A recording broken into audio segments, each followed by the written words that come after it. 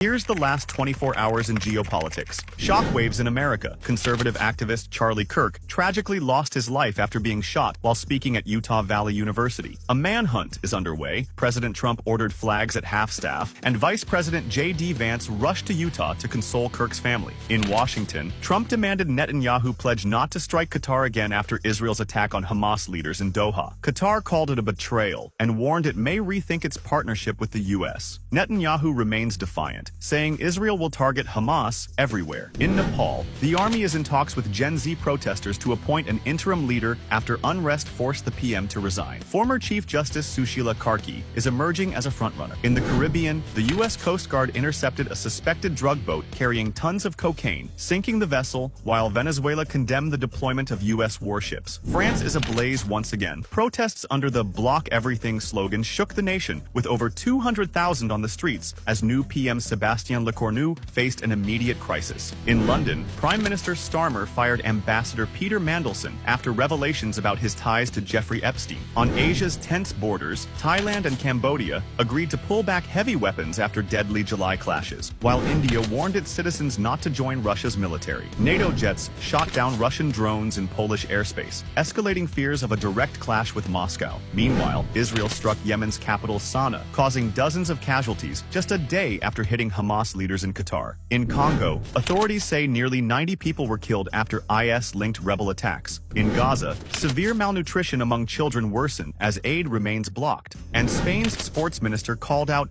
double standards, urging Israeli teams be treated like Russian ones were in global competitions. America marked 24 years since 9/11 with solemn tributes. In the UK, Prince Harry met King Charles for the first time in 19 months. Australia announced $1.1 billion for Ghost Shark underwater drones to bolster its navy. And in Georgia, over 300 South Korean workers detained in last week's ICE raid were flown home, testing U.S.-Korea ties. Finally, in Tunisia, activists preparing the Gaza aid flotilla reported another suspected drone strike, which officials called an orchestrated assault on their mission.